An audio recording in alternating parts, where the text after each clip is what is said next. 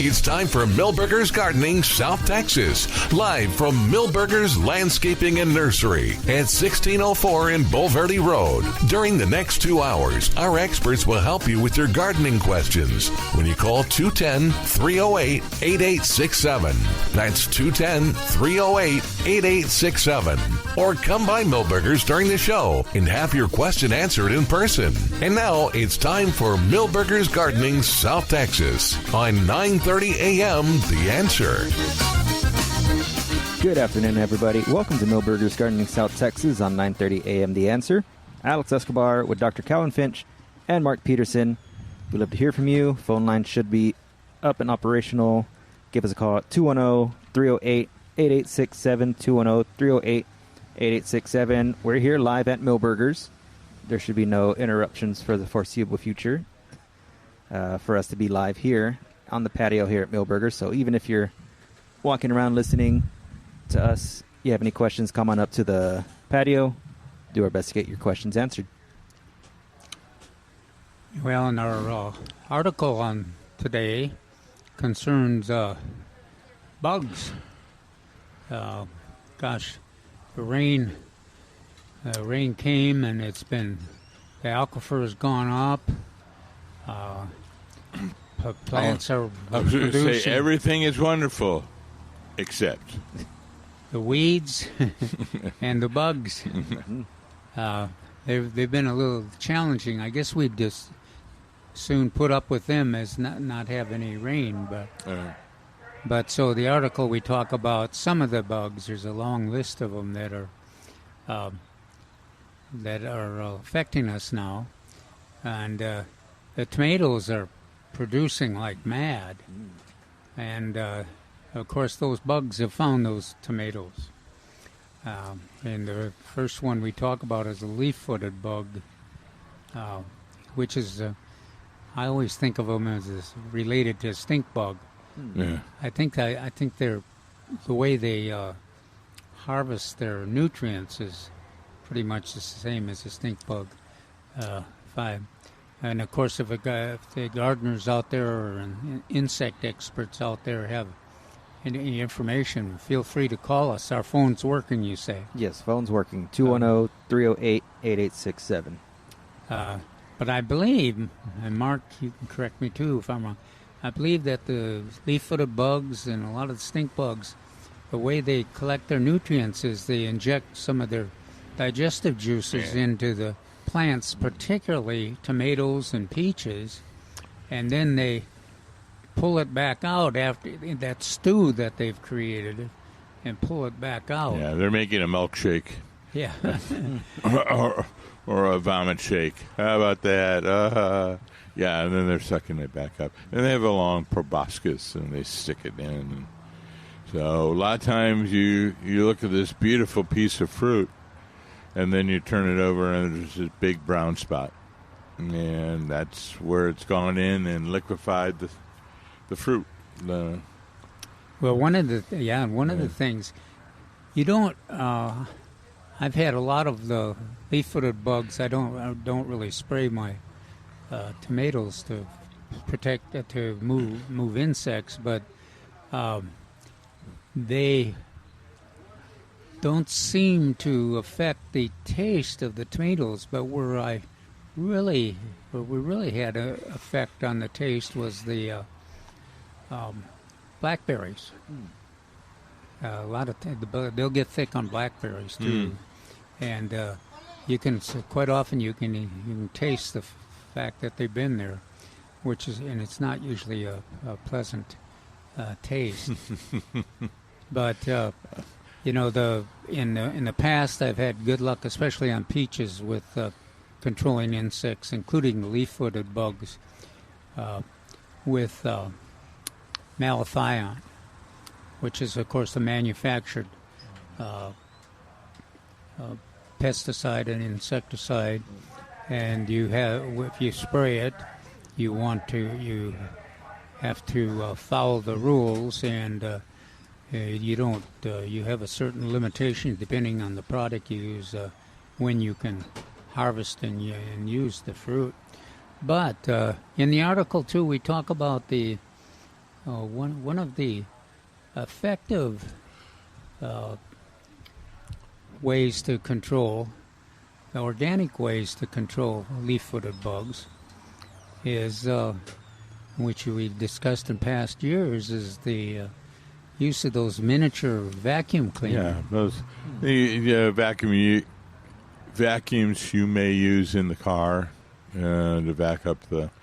Like the small handheld vacuums? Mm-hmm. And they work really well for sucking up big insects. Yeah. Well, anybody that is, probably anybody growing tomatoes now or peaches now, blackberries, those leaf-footed bugs are not the fastest moving, but you go to start picking your tomatoes and they come flying off en masse and bang into you and they don't go very far, and then you leave and they're back on the fruit. But so there is a real opportunity there to use one of those instruments. And if you're a gardener out there that has experience with those instruments, it would be nice if you would give us a call and tell us what kind has worked best for you and any special techniques you use, because not everybody is much interested in spraying malathion to protect their tomatoes from the leaf-footed bugs or other stink bugs. So it'd be great if we could get a little more information on those vacuum processes. Where do you get them? I was just asking. I'm thinking hardware stores, auto stores, auto supply stores because you're using them mainly in there. I don't think they're here at Milberger's. Not that I've seen. Or at the other suppliers of fruits and vegetables, gardening supply stores, but they seem to be effective, and some gardeners use them quite a bit. So let us know if you're one of those. Now, the other thing we mentioned in the article about the tomatoes is that we're getting near the end of the production. Yep. Now we usually say June is the month of production, and guess what? June ends next week, Monday or Tuesday. And they're half of our listeners that are growing tomatoes are shaking their head. Yeah. They say, I can't believe that, because the production is so huge. I've still got lots of green tomatoes there, and I don't hate to think of pulling those plants when they're that way. But one of the column next Saturday, we spend the whole column talking about why we pull these tomatoes at this point, and why in the long term it's effective. Because we replant in late. If you're me, you replant in late July. If you're Mark, you replant in early August. But a lot of gardeners, the idea is that you do the fall crop, and instead of beating the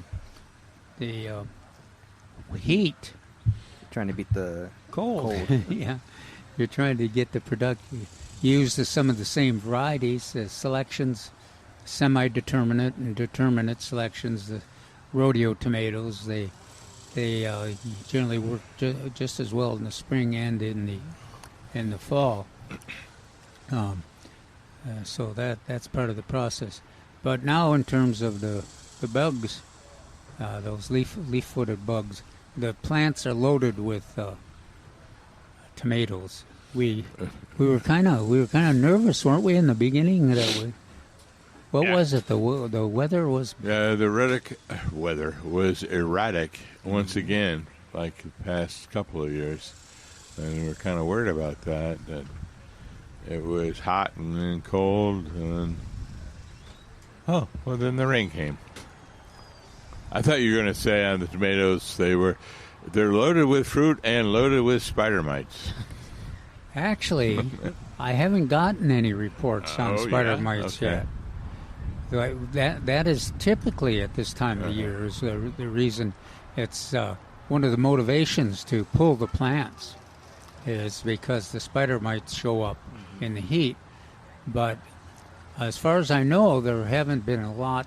The gardeners that I've been communicating with, spider mites have not been an issue this year. But we knock on wood, we might be seeing them pretty soon.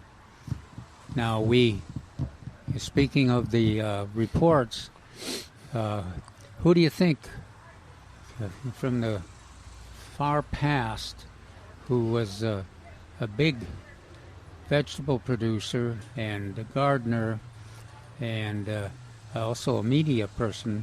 I like from our sordid past, preferably.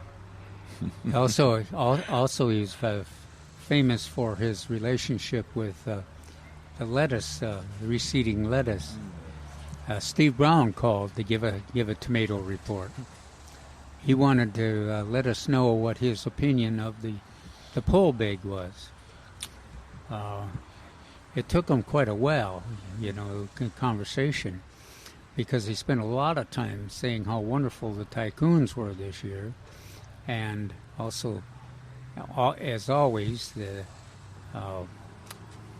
some of the other varieties that we rely on. But he had kind of a mediocre opinion of the pole bag so far, which I think is relatively consistent with what we're hearing from a lot of gardeners at this point. We'll have to. There's not a lot of admiration for it. Yeah, it's in the gardening world. Or at least I'm not hearing it. Yeah, the description that I hear quite often is this: it's not a lot of production, not a large size, more like a Roma tomato than in our red snappers or our tycoons. And of course, the taste was not in the same league with our Ruby Crush or our BHN 968s. So that was consistent with Steve's report. But the tomatoes are going strong, and he has been harvesting quite a bit. And then he spent a lot of time reminded me of his the way he preserves his tomatoes.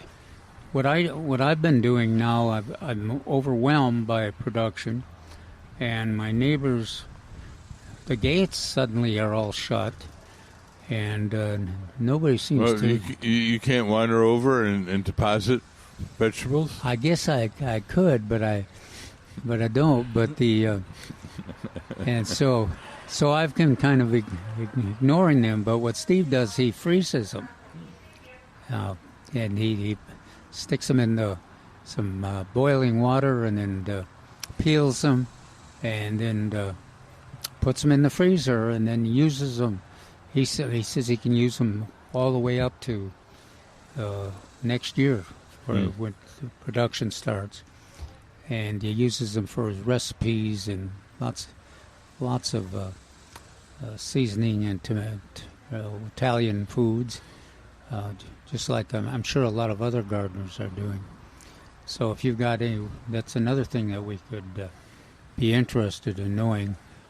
When we are overwhelmed with fruit harvest, what's the best way to conserve it when your neighbors will quit accepting the the extra fruit?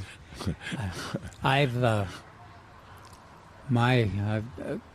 a couple of I've got a cleaning lady and an aide that I generally give them a lot of fruit too, but they have kind of come to their end of their tolerance. They reminded me that their families are only 30 or 40 people long, so that they can't keep utilizing all the fruit. The other one, the other piece of fruit that's really, well, there's a number of them that are going strong. The Tatuma squash has gone wild. cucumbers. They're really going up. So I still haven't found my potatoes, but other gardeners are reporting the potatoes are doing good. They have disappeared in the ground, or they have disappeared because of the tomatoes. The size of the tomato plants. These just surprised me for these semi-determinate plants. They're not getting very tall, but they're getting so wide. They're taking advantage of that water that's available and every bit of space that I've given them. And I wonder if the other gardeners are doing that too. So, I planted those potatoes much earlier than the tomatoes. And the potatoes are not nearly... They were planted in the weather you talked about, and they did not grow at the same rate or aggressiveness as our tomatoes did. So they have gotten hidden. And every once in a while when I get ambitious, I get out there and say, okay, I'm going to probe in those tomatoes again with the in there with the leaf-footed bugs and all the other, and the butterflies and the sunflowers and the pigweed and everything that has taken advantage of the wonderful weather we've had. But so far I have not been successful in finding the potatoes. I'd be interested to see if anybody has got a decent harvest of potatoes. I know my neighbor Bart has, because he sent me a few bites of his new potatoes over there. Well, I think the difference is our rainfall, bless it, was more a factor for people growing in the field. Now, Bart is well known for growing everything in containers, all different size containers. And I think that allows you to manage the water a little bit better. So you're not relying on rain, and you get a little bit more drainage in that crop. So I think he probably did a lot better than some people did. I wonder how the tomatoes in containers have done this. Have they done as well as the tomatoes in the soils out there? So if you're a gardener that grows the tomatoes in containers, let us know how they've gone. Mm-hmm. And also, we'd love to get more of those pole big reports, and let us know if your report is consistent with Steve Brown's and a number of the other gardeners that we've heard from. Mm-hmm. That kind of mediocre Roma type tomato, small plant, medium size, limited production. Certainly not that doesn't usually meet the description of Romas. No. Romas were really productive. They're small, and they're kind of got a tough skin and great for recipes. Just not as desirable as tasty for fresh tomatoes. Yeah. So I think the pole bigs. I don't know if we were misled or anything, but it seems that everyone. You think David would mislead us? As soon as he could. But we thought they were going to be bigger, like 10. And did we? Yeah, we figured about tennis ball size, and they're not that size. They aren't as celebrities are not as big as tycoons, but the pole bigs are even smaller than celebrities. So, I didn't know anything about the production, how each plant was going to produce. I was just real interested in the size and the shape and the appearance. It appeared that the tomatoes were going to be a nice red color of uniform size. And from a commercial operation, uniformity is what they really want. Why? Because it's easier to pack that way and ship. Mm-hmm. Yeah, so on the, do we need a break? Yes, we're going to go to break right now. So. When we come back, we'll talk about, we'll go quite a shift, from leaf-footed bugs to gnats. Oh, fun. Well, give us a call at 210-308-8867. We're going to be right back with Milberger's Gardening South Texas on 9:30 a.m. The Answer.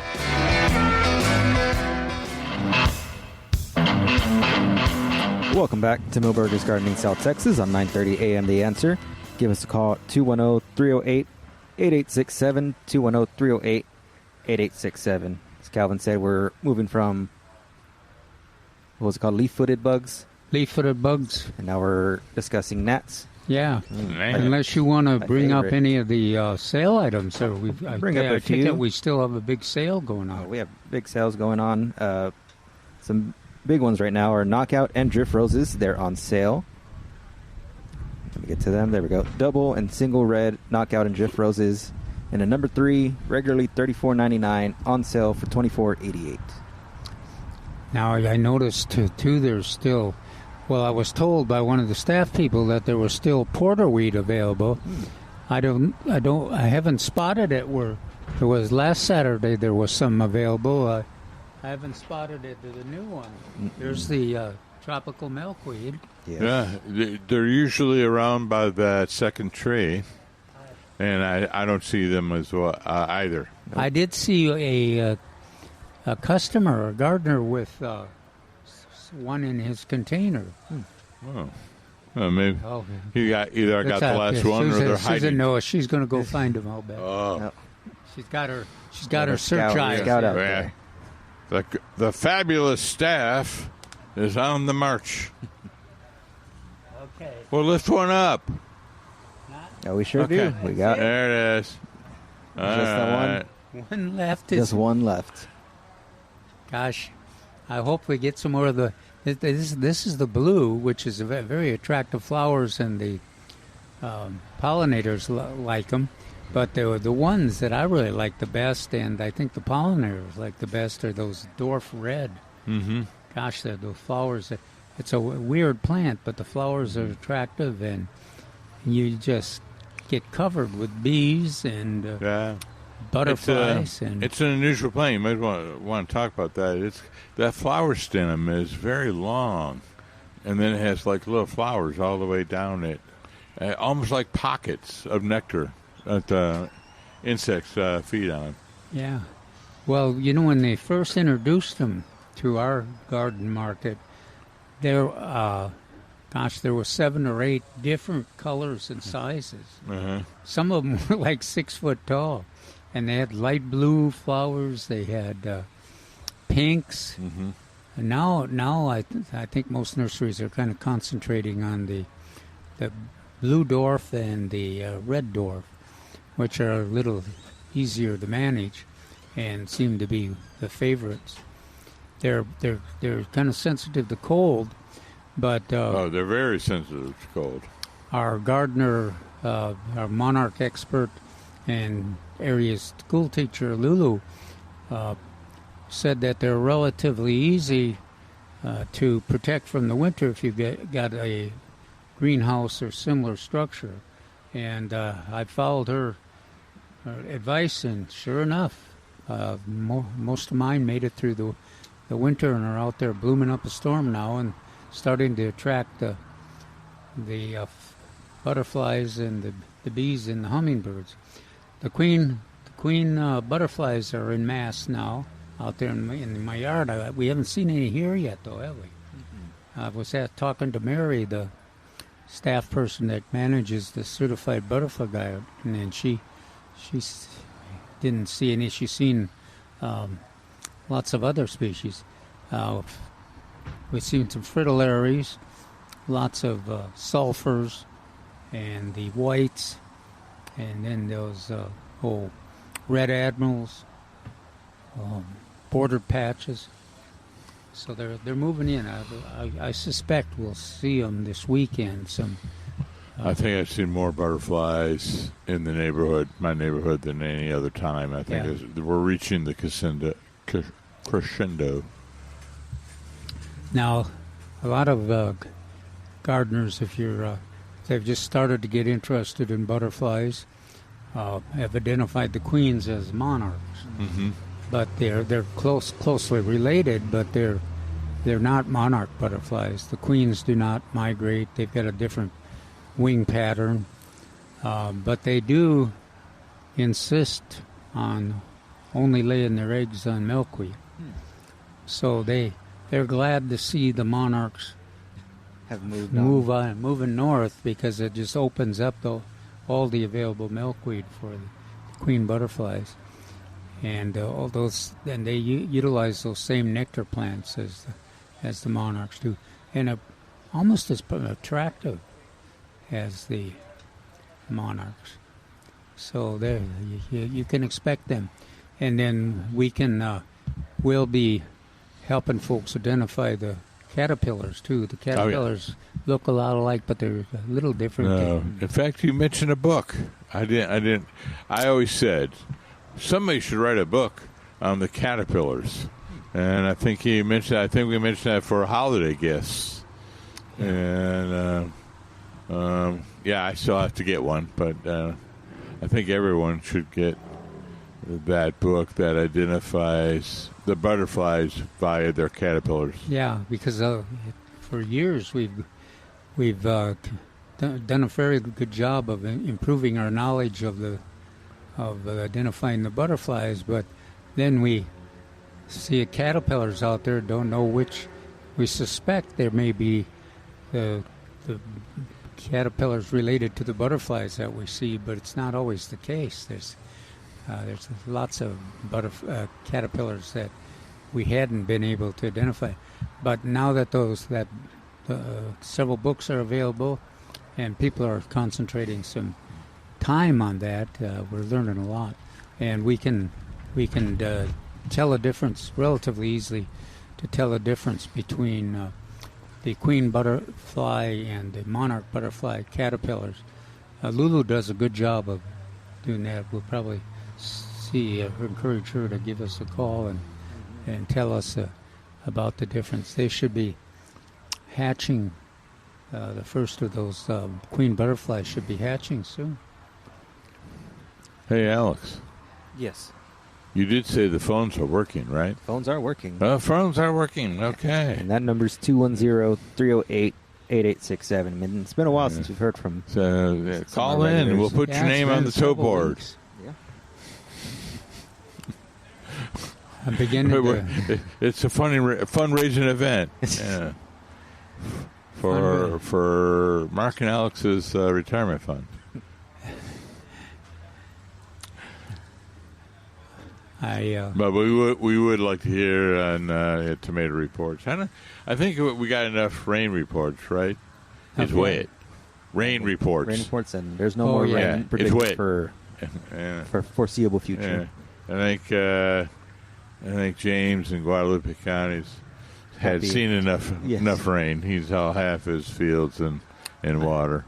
I think we're down to about a 17-foot difference between the average aquifer level and the current level. Yeah.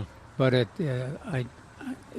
makes me uncomfortable how much it fluctuates. So you'd expect it to be going higher and higher each day, and yet some days it drops.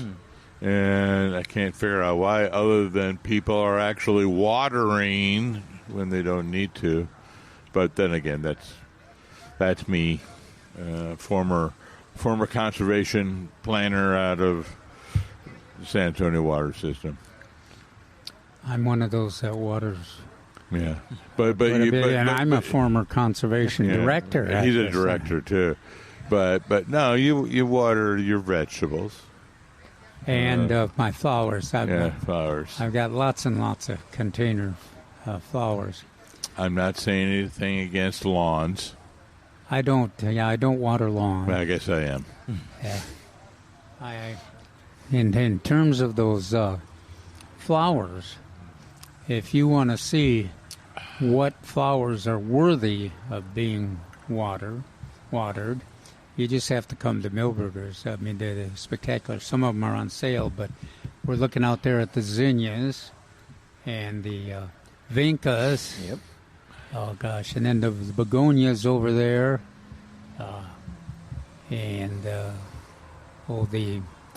some of those the shade plants, coleus, and blue plumbago's blooming up a storm. Mark, your pavonias. I know. I was just looking at them. They and a lot of those that we've mentioned and that are available here, you water them in. You take a little bit of water to get them started, but they're very drought tolerant and they fit into that xeriscape description. Pavonias are part of it. Even of course, the lantanas are essential part of every xeriscape landscape out there. Well, speaking of watering and some of our native plants, there's a funny video. One of my Gardening Volunteers South Texas videos. They're called Go Gardening videos, and you can see them on the gardeningvolunteers.org website or in YouTube. But a landscape designer and we were talking at a church, and she was helping the church with this pollinator garden. And we were looking up, oh, it's very cool. It's very cool. Oh, these wonderful. So it wasn't just an excuse, since she was trying to save your soul. Yeah, well, that's a long road to hoe for everyone. That's right. It certainly wouldn't be done in one afternoon. But so there's a protocol, folks out there. I've always said, 5 to 6 weeks of light watering, gradually changing to a little bit heavier. And then, depending on weather, you may go a couple extra weeks. You get them established, and then you help them out for a brief time, and then these native plants can go. So this landscape designer, I go, so what is your watering schedule? And intending to expand on what I just mentioned. And she goes, oh, no, we just water them once and let them go. And the camera caught my face. Just kind of I was a deer in headlights look. So it's kind of not what I preached all the time, but the flowers looked and the plants looked fabulous. So maybe just watering once, and letting them go is the way to go.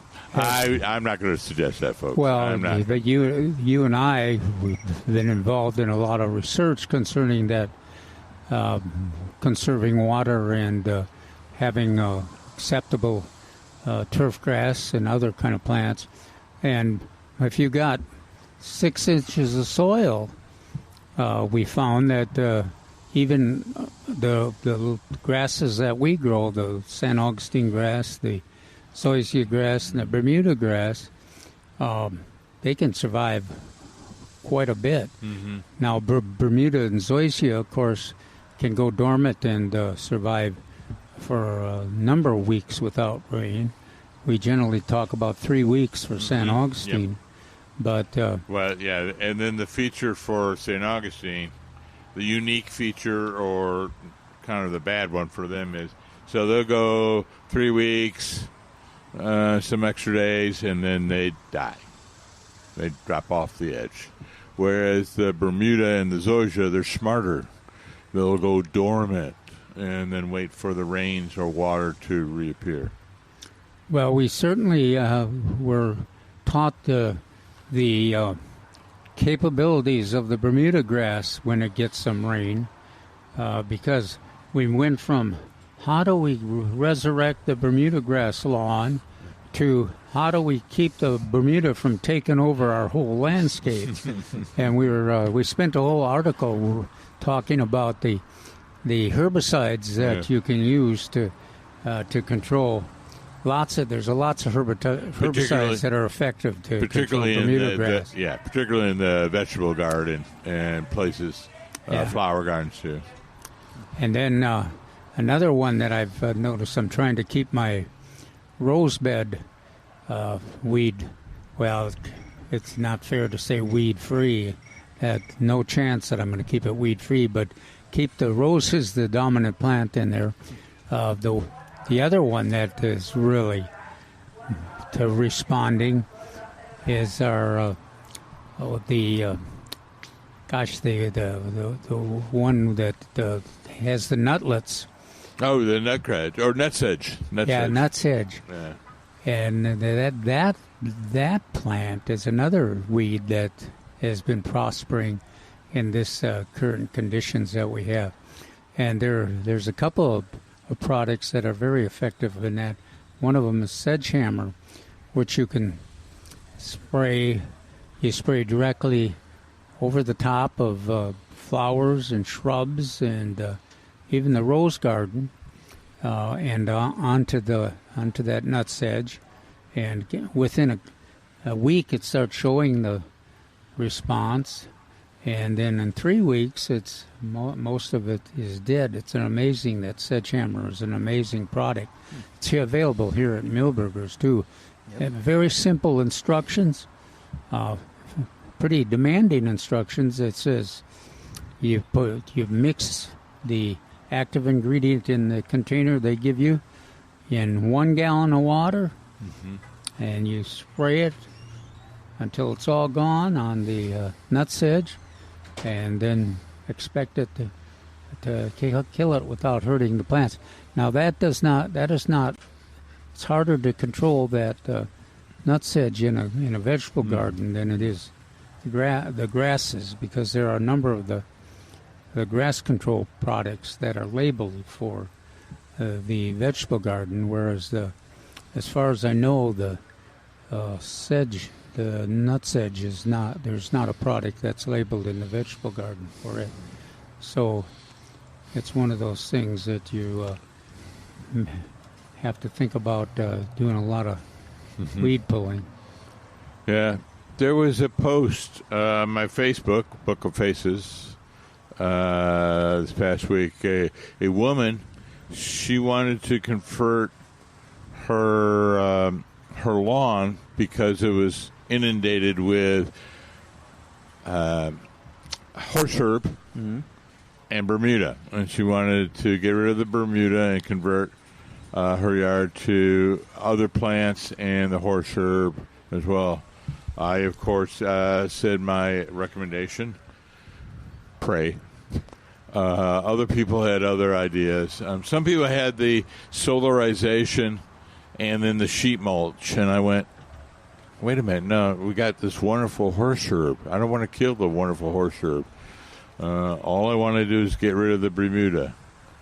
Now, my real idea probably would have gone is eliminate all water. First thing. And so that could maybe help with the Bermuda, whereas the horse herb would respond, would tolerate. I think it's just the opposite. You think you would water more? Yeah, because I think the easiest thing to control that is you just use one of those products like Grass Be Gone. Yeah. And you spray, or over the top, you spray it. It won't hurt the horse herb, but it'll kill the Bermuda grass. Now the problem is that horse herb is on the water thing. Horse herb is so unpredictable on water. It does not really, in my experience, is not as tolerant of drought situations as we expect. Correct. So July and August, it recedes or goes dormant. All right. And other native plants take over. Okay. Well, we're going to take a quick break. Give us a call at 210-308-8867. We'll be right back with Milberger's Gardening South Texas on 9:30 a.m. The Answer.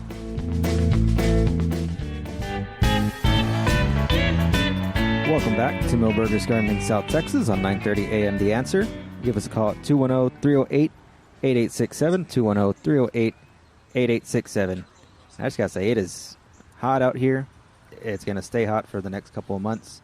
So you definitely need some plants that thrive in this hot summer heat. How many months? Next couple of months. Oh. You're dreaming. 4 or 5 months. 5, 6 months is what I was predicting. Yeah. So we have some plants that thrive really well in the hot sun. We have Vinca Cora series, the periwinkles, and a 4-inch pot, regularly $179, on sale $8 for $12.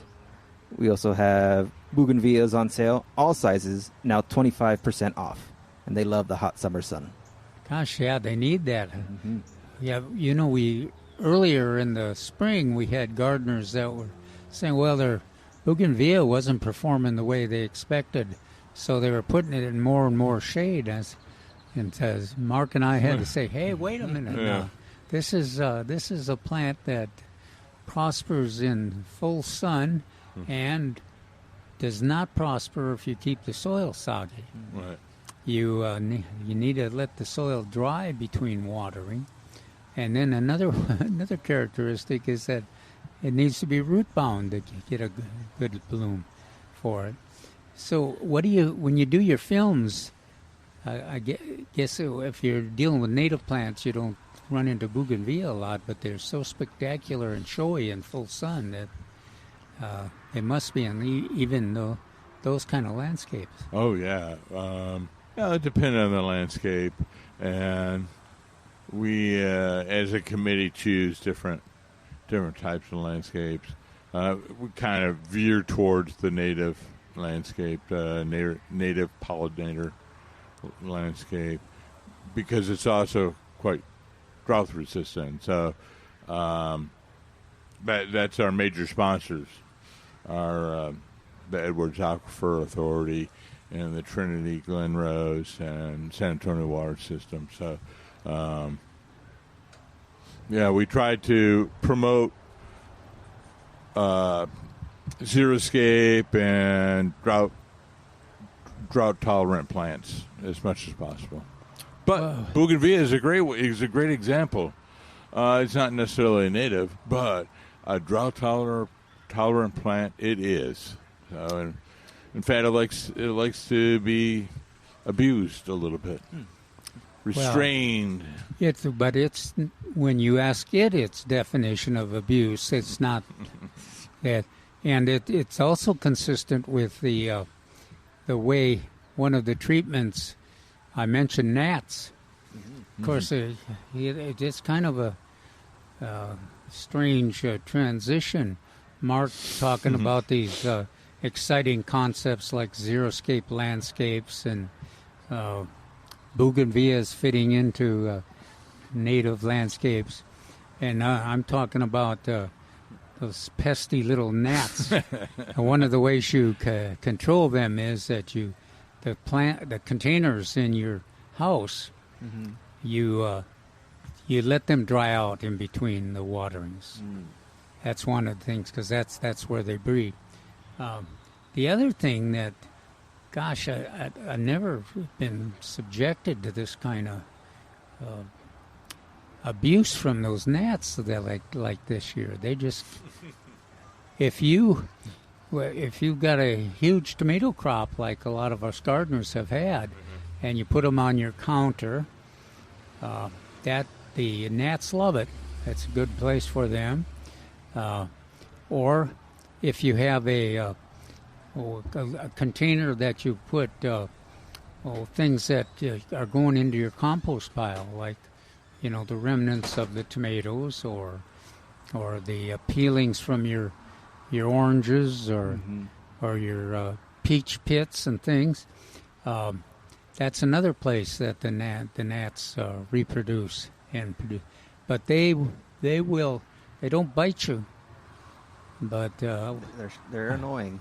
Oh gosh, are they ever annoying? Yeah. I think after this last heavy rain we got around my peppers, there's a lot of gnats around there as well. You know what? I kind of cleaning lady has suggested. She said, "Well, but there's several things that work." And one of the things that she talked about all the time were these sticky traps. The tape. Yeah. and there's some you just put on the counter too. The other thing, which I tried, and which really worked well, it just amazed me, is you get some of that apple cider vinegar. I've heard that. And you put it in that relatively flat container. Dish. Yeah. And then a little bit of Dawn soap to make it more prone to drown, easier for the gnats. The gnats are attracted to the cider, and then they get stuck in the soap. And man, it didn't take long for them to fill that container up, and also for the gnat population to decline. I guess I'd love to hear if that's just it just indicates a cyclical up and down for the gnat population, but it didn't seem like it, because I could see all those gnat bodies, and I said goodbye to them, but not with much affection. So they are under control now. So one of the things that I'm doing, and the article describes this too, is I'm being careful to cover the vegetables and other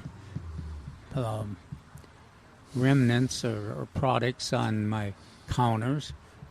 Put a lot of the things in the refrigerator, and do not let those compost pails sit very long. Even if they got a cover, the gnats seem to find a way to get in there. So move them into the compost pile.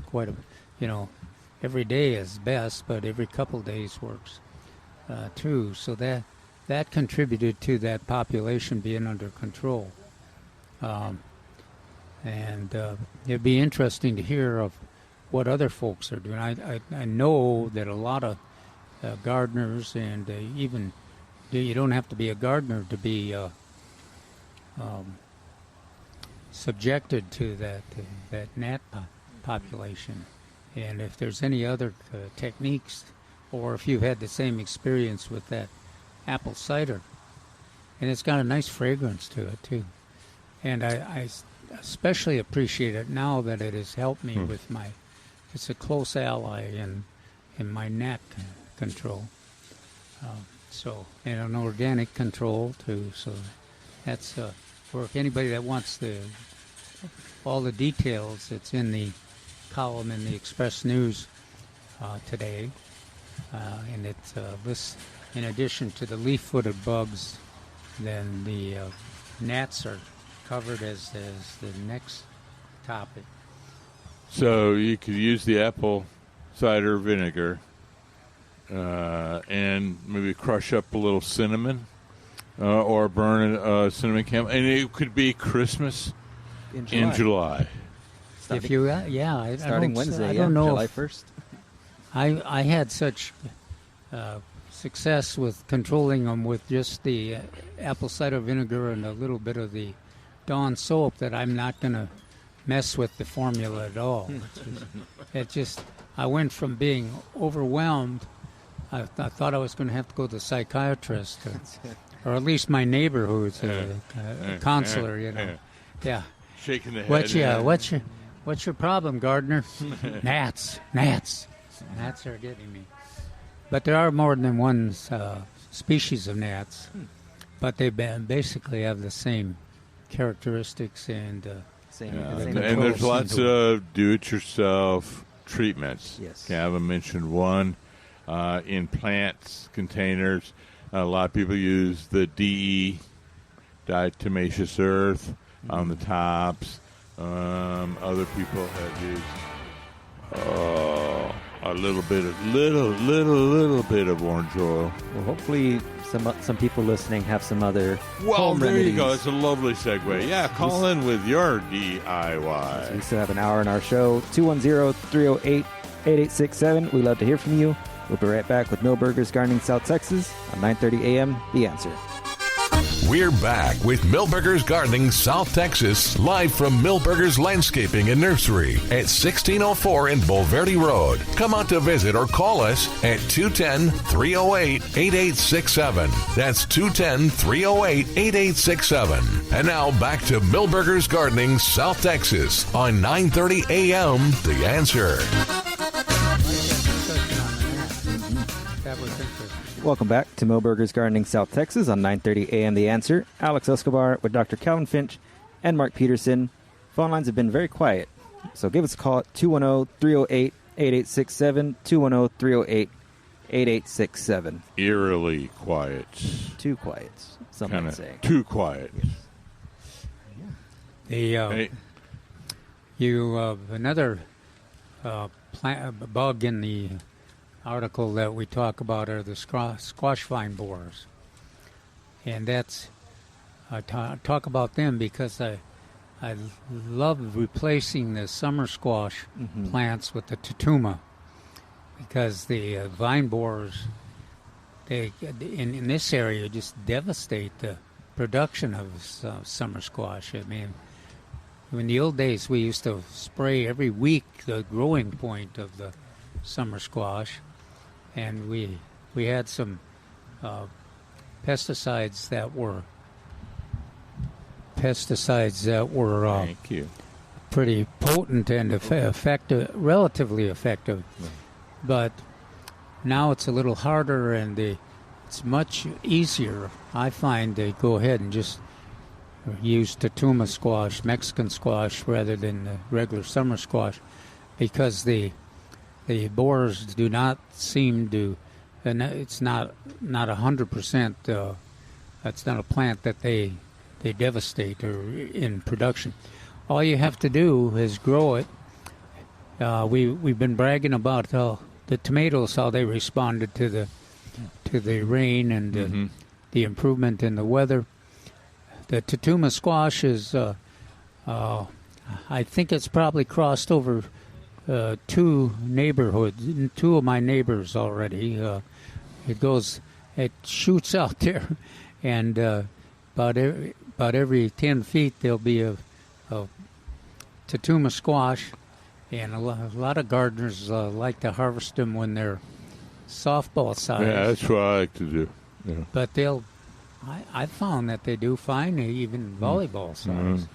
And they'll do well in any kind of recipe that summer squash does. And in fact, one of my neighbors cooked up a Mexican squash with some cheese in it. Gosh, it was great, and it was a tasty, crispy, and very nutritious without having a lot of calories. So. Lots of choices there for that tatuma squash. You need to try it. I was going to say, does everyone out there in Radio Land know the tatuma? Yeah, you want to describe that? I noticed my editors when I always used the spelling Tatuma, and my editors changed it to the E. I saw. E. Yeah, I saw that this morning. So they disagree. Now quite often, well, it depends on your nursery. I don't think it shows up in the Milberger seed rack, but it does in some of the other nursery seed racks. And the easiest way to get it, if you got a gardener neighbor that grows it, the seed lasts just like any other squash seed. The seed lasts quite a long time. It's prolific. It germinates, has a high germination rate. And lasts a long time. Yeah, and you sharpen your machete. Yeah, because it'll take as much space. Or mine is growing over the compost pile, and is going from the garden into the rose bed, and I just kind of appreciate it because they're not only the plants there and those beautiful big yellow blooms, but followed up by the softballs. So we recommend the tatuma, because the prevalence of squash-borne vine borer, and this particular one seems to be resistant to it. I'm not going to say immune, but resistant to it. And Yeah. you're going to get a lot more fruit, vines, live vines, and fruit by using the Tatuma. And you can use it just like your regular squash. I was trying to remember who told us the difference on the Tatuma squash and the summer squash is that the summer squash has a round stem. That indicates that it's I don't know why it indicates that it's susceptible to borers, but the Tatuma has a square stem, which is not as susceptible to borers. You can also get it. It's very easy to get it on the internet. You can get it in 2 days or 3 days, whatever the mail, and then in 2 weeks. No, I'm overestimating there, but 3 weeks or 4 weeks, you'll have squash produced. So this can be used in either the spring or the fall season. But I believe the Tatuma was a little bit more frost sensitive, so you'd want to get it in sooner. I don't know. Something in the back of my brain says that, but I'm not sure. It's also consistent with the tomatoes and their production. Right, you can. That's when those two are easily matched. So when one goes in, the other one's going to go in, vice versa. It's an interesting plan. I never thought of it until this year. Several gardeners that have visited my garden have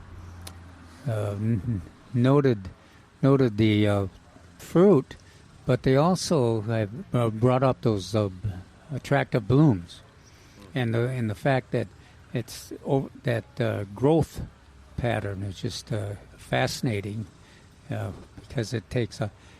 I was trying to remember.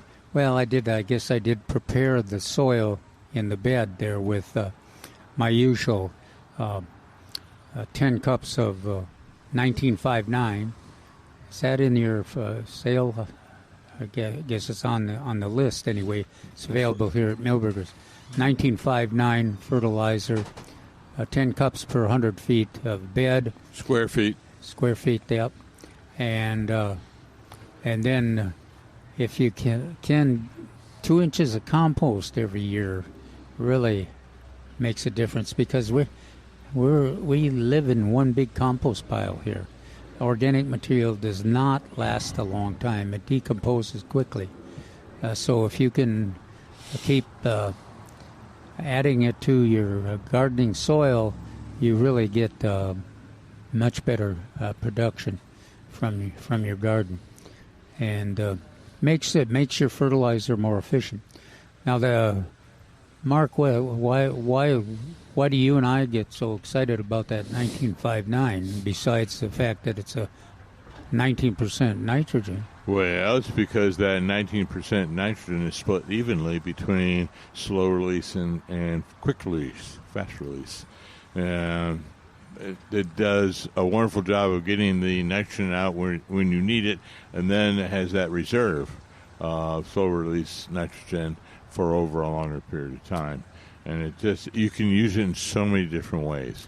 Lawns, trees, shrubs, beds, in other words. Do you think that fact that the sulfur in there and the iron makes a difference? Well, I think that's what makes this product, the Milberger's product, unique among other manufacturers, because it has been included in ours for our landscape, for our area. You know, this is really important. I wonder if we had some of our gardeners report that they were seeing yellowing, the typical yellowing of the San Augustine grass. I wonder if that's still happening, or if the roots have caught up with the growth rate on top. There hasn't been nearly as much this year. No. But yeah, that's last week. I think it said historically, it's always been the month of June. I would always get reports of yellowing St. Augustine, and it's usually because the growth has occurred, and then they're moving other the molecules of nitrogen throughout the plant, and it's getting kind of a yellow. So I would always recommend a high-yield Iron Plus at this time, or some other chelated iron form. You're going to within a month or 6 weeks, the root system will catch up to the top. Mm-hmm. But it's always that seemed to be that delay in the month of June. But if you want a quick correction, the Iron Plus usually does the job. Hey, but on that note, I always read both Calvin and Neil Sperry's articles in the morning with my Huevos Rancheros. And bless his heart. Bless his heart, Neil. So he had a picture of this tree, and the reader was asking, why are the leaves turning yellow?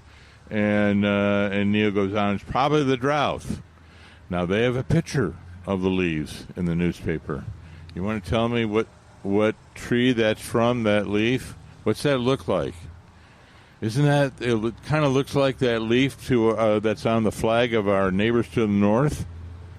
A little bit? Like a maple leaf? That would be a maple leaf. That is actually a red maple leaf, although it kind of looks like a silver maple leaf. It doesn't matter. It doesn't matter. Neither one of those will grow in our lovely alkaline soils, base soils. They will all turn yellow. So, Neil, you kind of missed it. It was right there in front of your face. All you had to do is either try to keep it green with Iron Plus, or move on to a new tree. You're such an optimist. I know. I'm always, that's in the offices at the tree company I work for part-time. They always call me the optimist. Although I've seen a lot of trees where I'm turning more of a pessimist. What about maples in Texas? Are there are a few that survive? There are a few, and here they are. A big tooth maple that we all know from Lost Maple State Park. Hill country. They are hill country. So the other one they had a couple came from Iowa to Texas, and they're wondering why their geraniums are looking so bad in the summer. Well, yes, I think the internet went down. they're not. They don't do well in the summer here. They may do better in Iowa. They certainly did better in Michigan. That's where I grew up. That's where my father's. Now in Michigan, though, they don't do very well in the wintertime. No. So Neil does say that. He said geraniums for us here in South Texas are a fall and spring flower.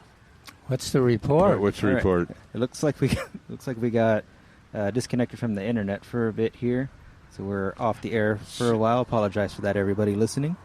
What? We were off the air? Supposedly. Oh, man. Oh, and that was Mark's best presentation. See, I kept saying earlier today, Alex, check, because my phone is dead. And he wouldn't believe me. What do I know? All right. We apologize about that, but we'll regroup and discuss some more sales and hopefully get to hear back from some people. Oh, yeah. We do? Yeah, hopefully we'll get to hear back from some people. Right. But we'll take a quick break, and we'll be right back with Milberger's Gardening South Texas on 9:30 a.m. The Answer.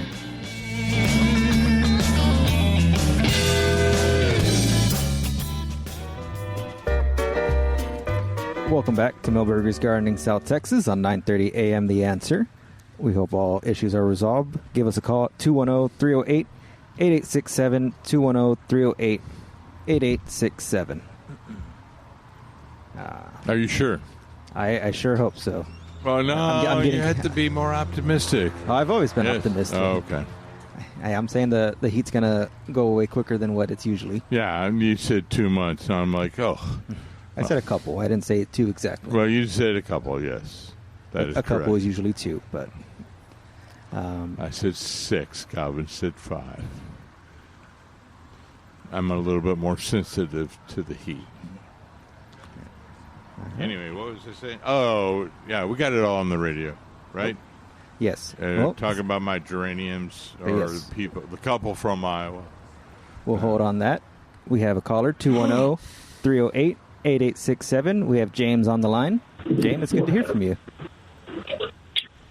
Hey, how you guys doing? Oh, we're doing great. How are you? Where have you been, I'm just James? driving down the road talking on the phone. Oh. Are you out of the flood? Has everything dried up? No, I still got water in the front yard and backyard. It's starting to dry. We'll get there.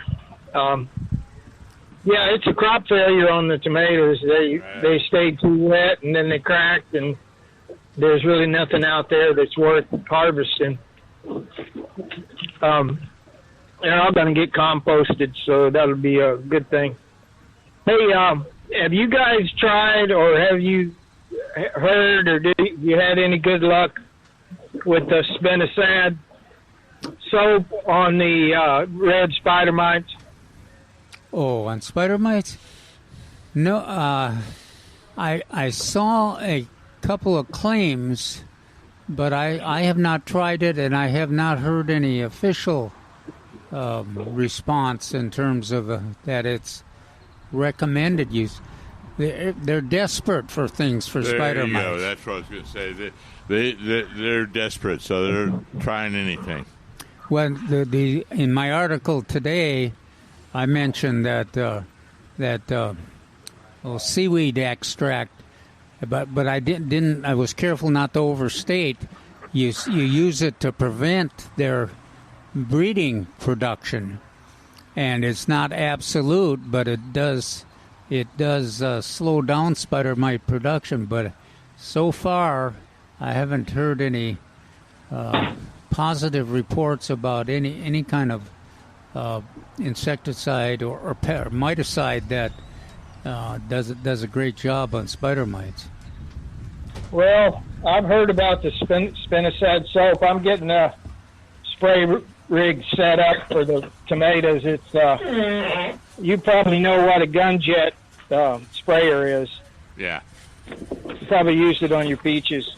I'm getting that gun jet set up because it doesn't take near as much water as the porta pump with the spray nozzle on it.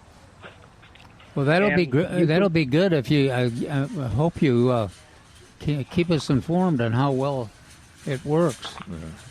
Well, I'm done this year. I want to get set up for next year.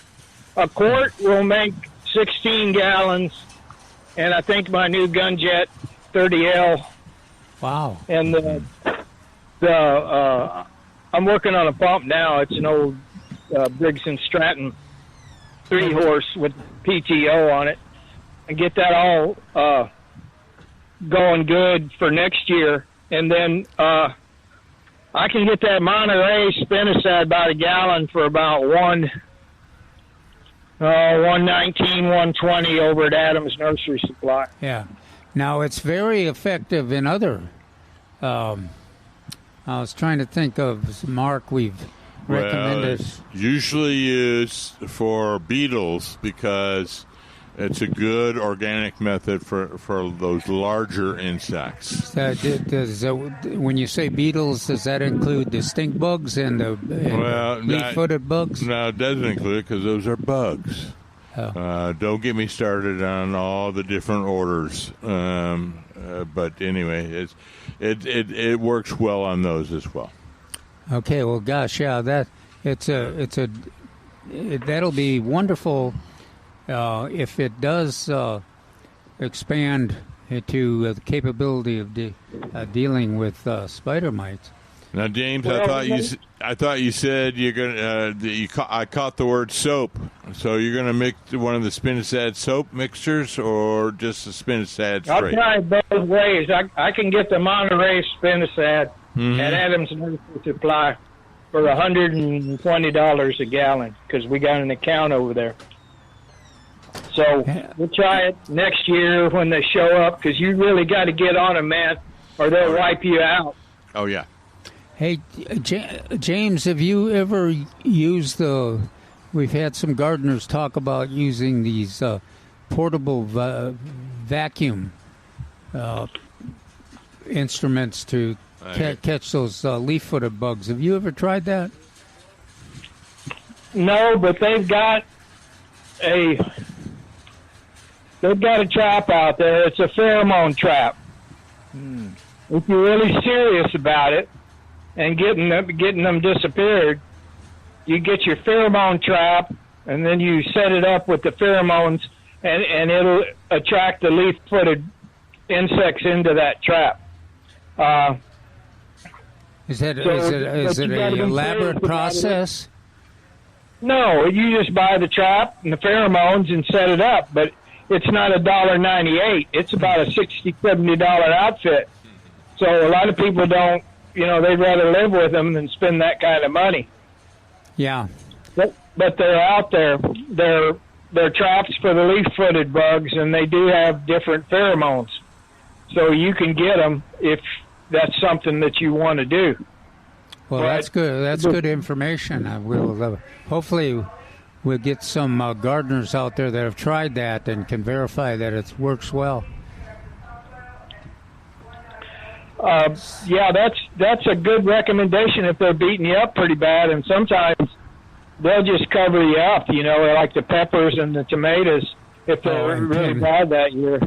Now, peaches are not a problem if you do a weekly spray like most commercial orchards do. Like, the malathion every week will keep them under control. But boy, on the tomatoes this year, unbelievable the numbers of the leaf-footed bugs that are on there. And just like you said, you'll go out there to pick some of that bountiful crop, and you about get swept away with bugs, leaf-footed bugs flying at you in all different directions. But they don't go far. And then you walk away from the plant, and they're back. Well, I go online and find it. I can't remember the name of that outfit. It's somewhere up in Michigan. They make traps for orchards and tree crops and you name it. And they have a trap for the leaf-footed bugs, and there comes with pheromones, and you set them up. And that's really the only way to deal with them damn things, because insecticides really are not that effective. Even if you spray them right on the little bug, they'll fly off in 5 minutes. Mm-hmm. Well, and it limits your... That's the organic stuff. We don't use the malathion on any of our vegetable crops, but that's why we're trying to get the spinosad soap to work on this stuff. Well, I hope it turns out, and I appreciate you keeping us informed. Okay, and one more thing. Everybody's got a big tomato contest this year, and I haven't grown big tomatoes.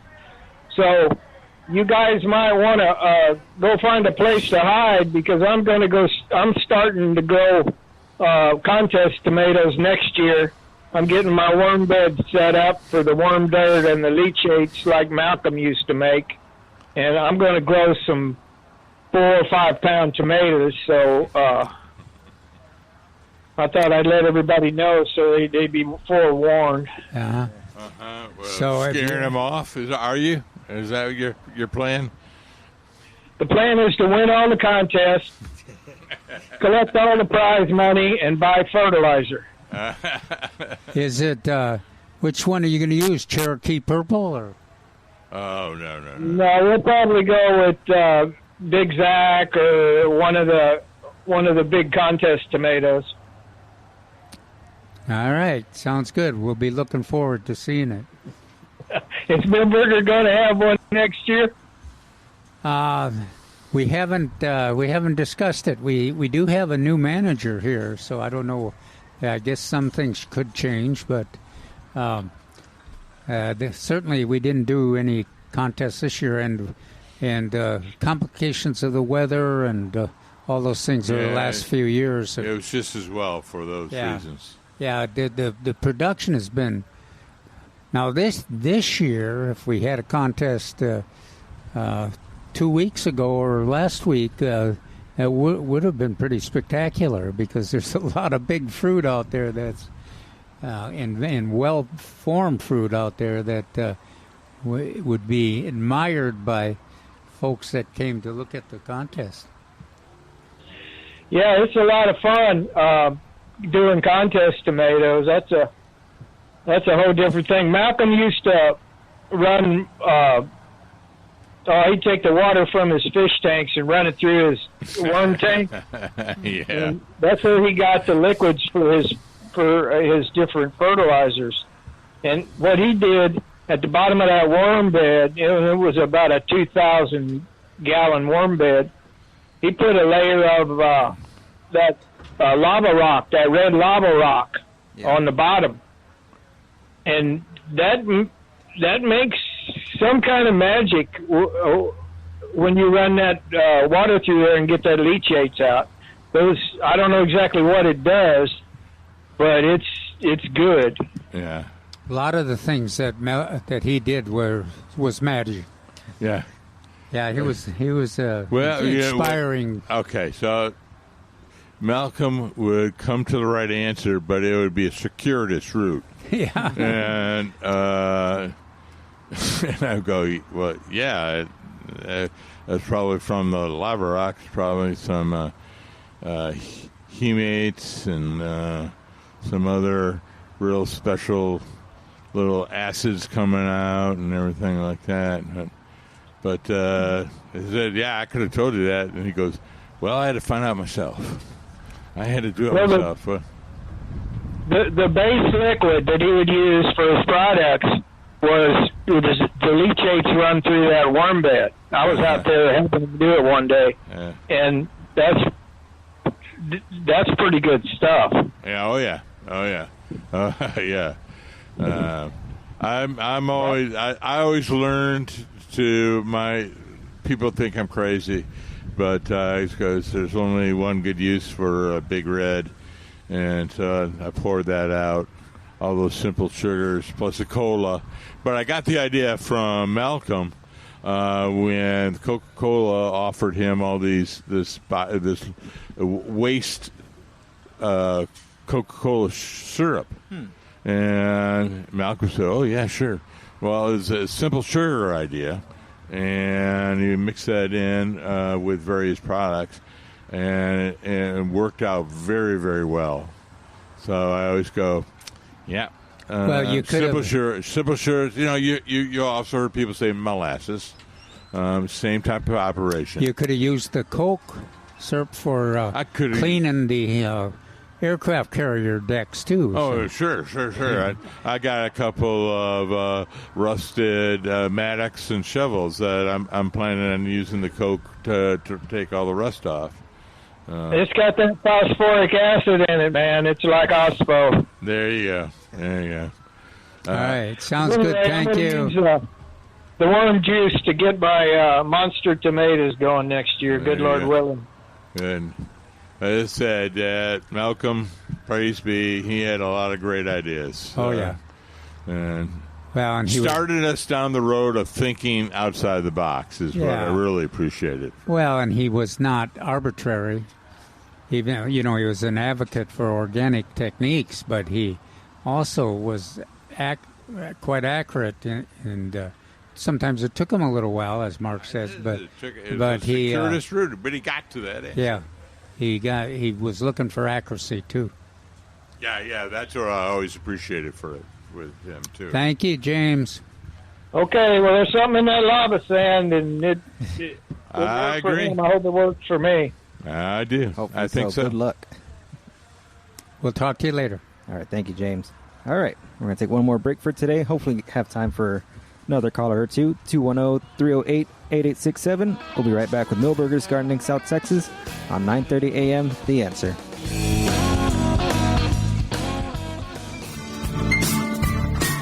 Welcome back to Milberger's Gardening South Texas on 9:30 a.m. The Answer. Got about a little over 15 minutes in our show today, so plenty of time for a caller or two. 210-308-8867. 210-308-8867. I mentioned that Steve Brown our former weatherman on KSAT TV called, of course, because he and I did a TV show. Well, it was his show, and he and I did gardening on it for, I don't even remember how many years, 20 years or something. But one of the topics we talked about, I described the situation in my landscape in my neighborhood with the coyotes, the fox, and the skunks.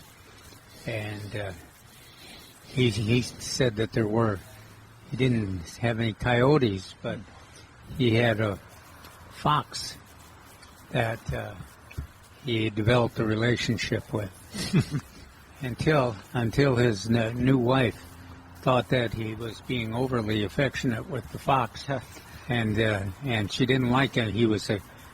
She didn't trust the fox, and they have a problem with rabies, but as anybody had a fox in a neighborhood, you know what he was talking about. They'll climb trees, and Right. he was feeding them. They'd have a chicken or something, and he'd collect the bones and give it, and the fox would be waiting out there to eat the bones, and it was just like it was.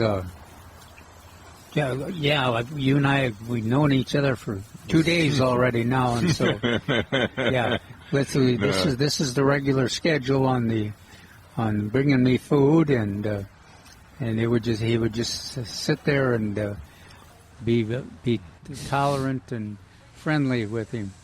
But I think a lot of neighborhoods have been those gray foxes in the San Antonio area. Meet that same description. It is amazing. They will climb trees, and they will climb big trees, all the way up to like 20 feet, 25 feet up the tree trunk. And I'm like, wow. Well, they're one of our master gardeners in my neighborhood. She had a really productive fig tree, and her relationship, though, with the fox was not as friendly as Steve's is. She used to, I would be talking to her about roses or something. She was a avid gardener and educator, and then she'd say, "Oh, wait a minute, that fox is back on my fig tree." So she'd run out, chase it out, and the fox would run down on the other side, and it would go under the shed and around the house, and she'd go back. We'd go back in, and that fox would be back, and it raised the family under that shed too. It was just amazing. I never thought of fox in terms of eating figs, and I didn't think of them being that friendly, but they certainly are, and they get used to living mutual respect with homeowners as long as they get their share of the area of food. The figs are. I've been going out there every day. How is yours? Because you've had a nice fruiting collection of Celeste figs. Well, how is it going? Well, I talked about the neighbors being tired of my extra tomatoes, but they certainly were not tired of my figs. So I went out today or yesterday and to get my usual share, and there's none left. No ripe ones left. Oh, okay. And so the birds and the neighbors and I have caught up with the production on the fig tree. So now it's a fight, whoever gets there first. And I kind of found one ripe fig in that latest search. So I don't know if there'll be enough rain to make all these. They've got some good size, so I'm expecting that they will continue to produce figs for a while longer. But that's one of the characteristics that's sometimes that the this variety of fig tree will produce another crop, but if the summer is dry, they don't ripen very well. But I think we're close, Mark, to the end of the bounty of the figs of this particular one. Now, if you have different varieties, they'll be maturing later on in the year. In fact, I think Alma and Brown Turkey are going to be a little bit later in the year, come August. That's a wonderful fruit and easy to produce. Also, an important, we had an article a few weeks ago about berries for birds, and we didn't. I don't think we wrote in detail about figs, but we did mention it. And they really, they will. It's kind of like the fox.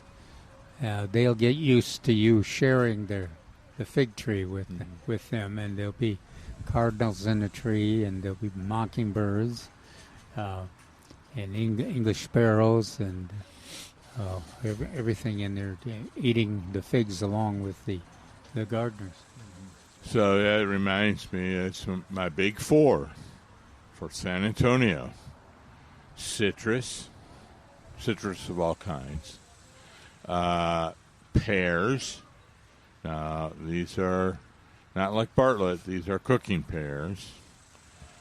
Kefir, moonlight, others. And figs. And blackberries.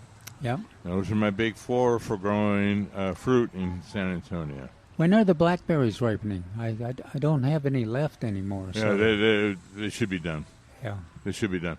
And then you'll be thinking about armoring up and cutting down your come shortly. And it'll be interesting, too, to find out if the new thornless varieties have a longer survival or production rate there than the old ones did.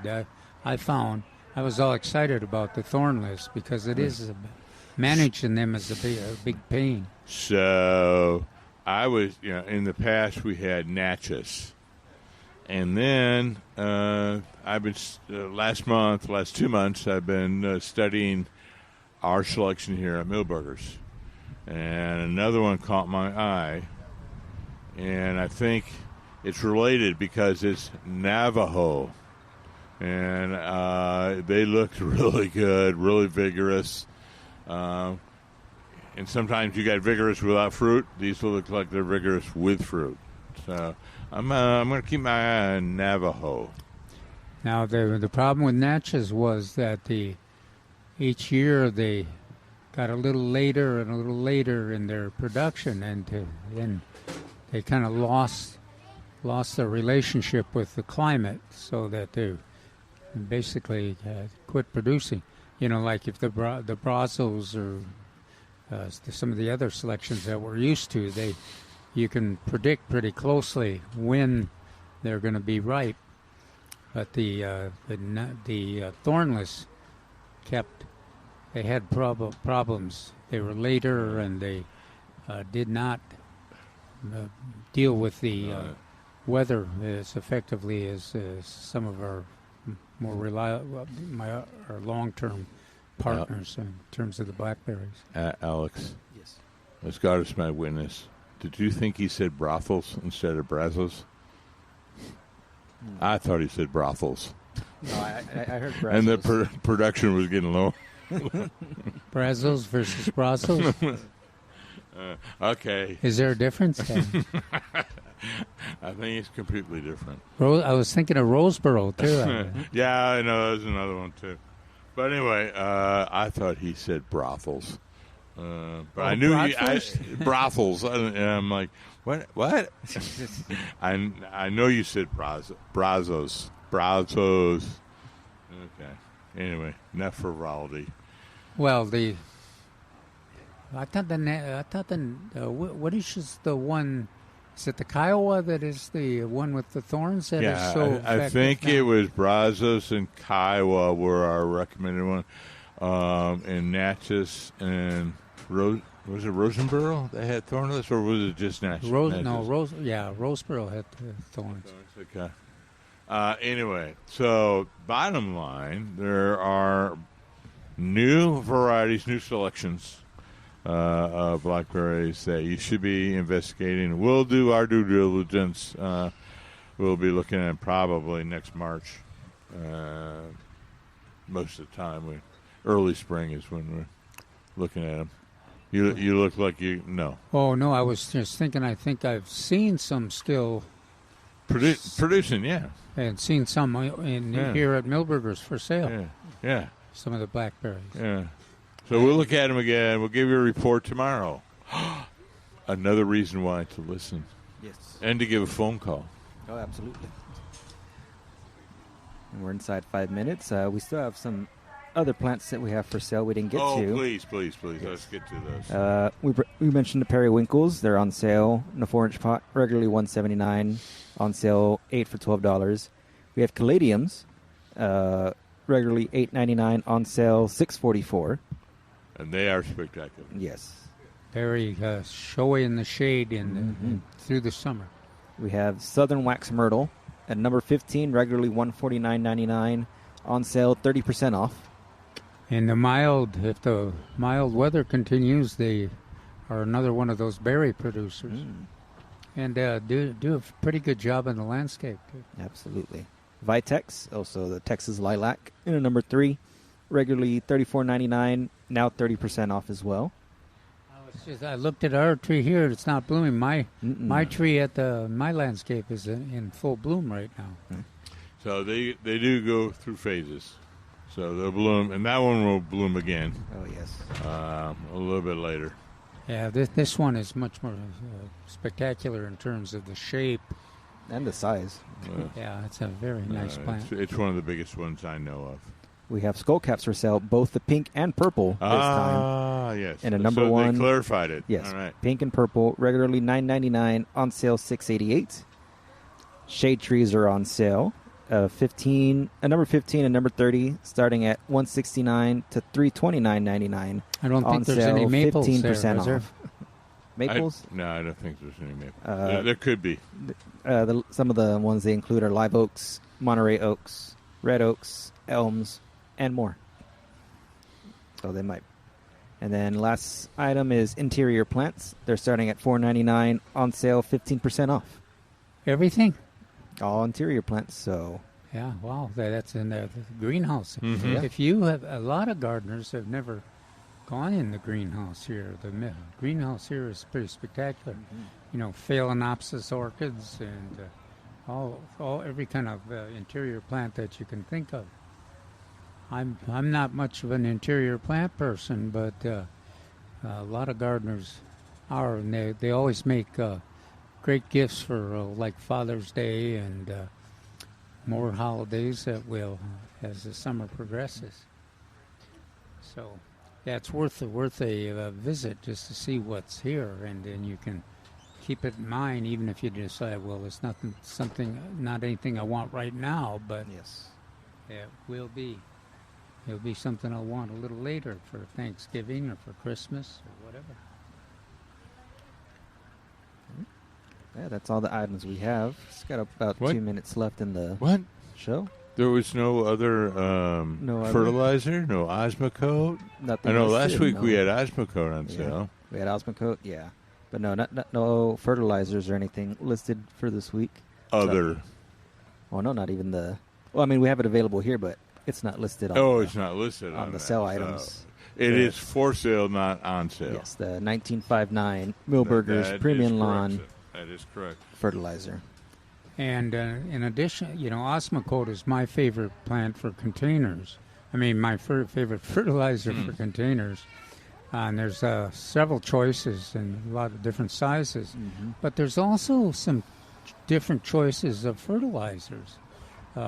We talked about at least one other one that gardener in my neighborhood uses out the Bart, who does all his gardening in containers, and he probably uses some Osmocote, but mostly he likes that Agrifarm hockey puck.